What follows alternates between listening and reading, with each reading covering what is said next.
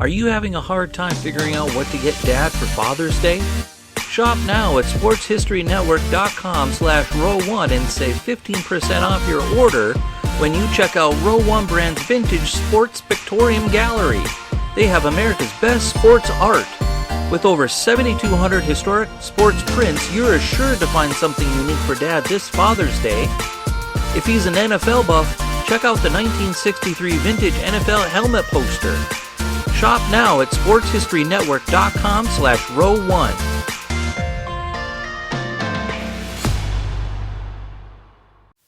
This podcast is part of the Sports History Network, your headquarters for the yesteryear of your favorite sport. You can learn more at sportshistorynetwork.com.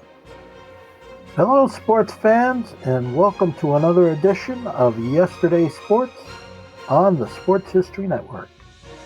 Today, we're going to discuss the 1976 New England Patriots.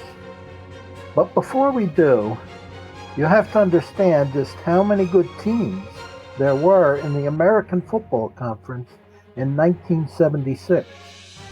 There was a total of 14 teams, and only 4 of the 14 would qualify for postseason play. The 4 teams that made it were the Oakland Raiders, who finished the season with 13 wins and only 1 loss. The Baltimore Colts, who finished at 11-3. The New England Patriots also finished at 11-3, but had to settle for the lone wild card spot, since the Colts won the tiebreaker for first place. The 4th team to qualify was the defending Super Bowl champion Pittsburgh Steelers, who finished with a 10-4 record. There were 3 other excellent teams that came up just a little bit short. The Cincinnati Bengals didn't qualify in spite of their 10-4 record. Just behind the Bengals were the Cleveland Browns and the Denver Broncos, both finishing the season with 9-5 records. From 1960 to 1975, the New England Patriots, formerly playing as the Boston Patriots, didn't have much to brag about during the team's 16-year history. The only postseason appearance came in 1963, when the Patriots lost big to the San Diego Chargers 51-10 in the old American Football League title game. Then from 1967 to 1975, the team didn't have a winning season. Management and fans thought that the Patriots' fortunes would change when the team hired Chuck Fairbanks in 1973.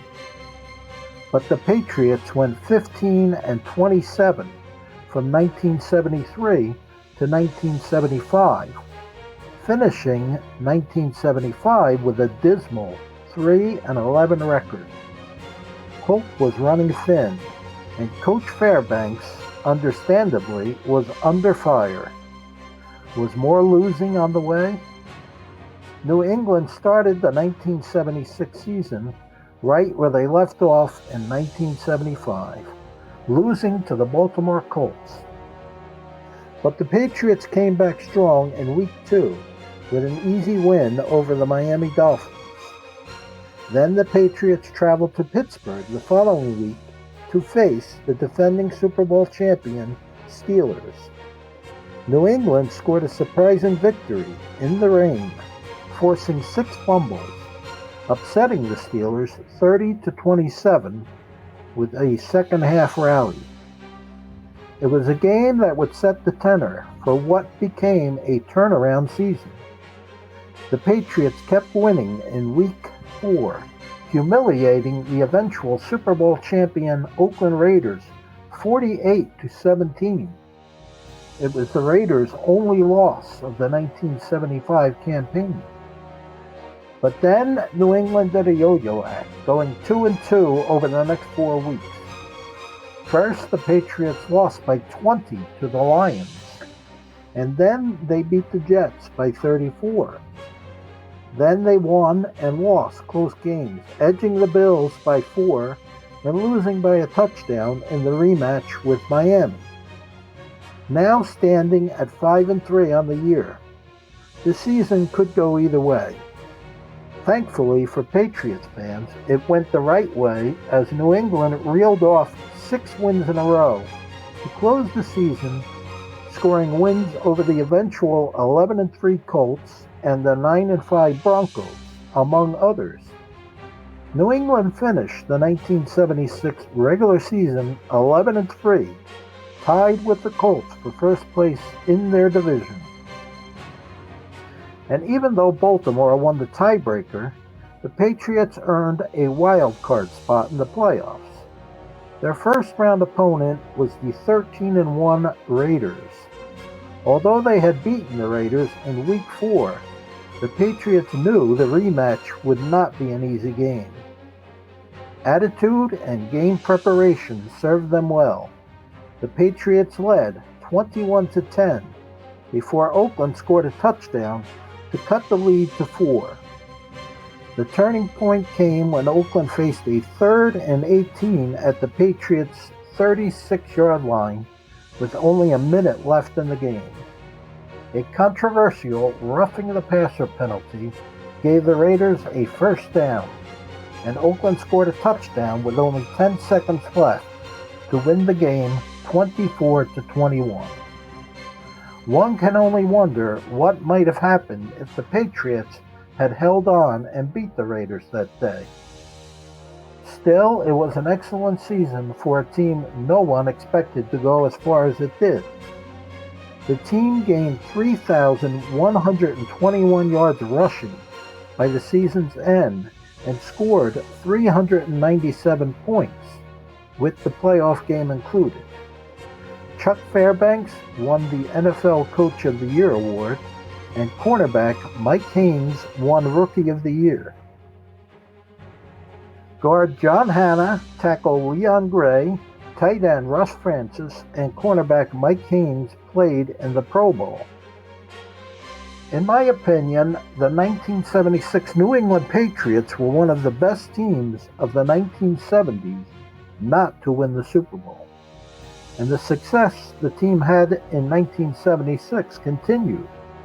The Patriots had only one losing season from 1976 to 1988, and finally won a championship in 1985, winning the AFC title game over the Miami Dolphins 31-14. That concludes our podcast. Hope you enjoyed it, and God bless.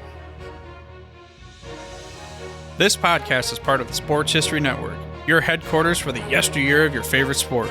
You can learn more at sportshistorynetwork.com.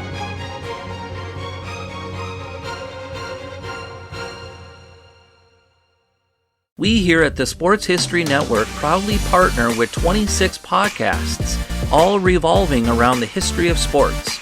But did you know that many of our hosts were sports history authors way before they started their shows? It's true.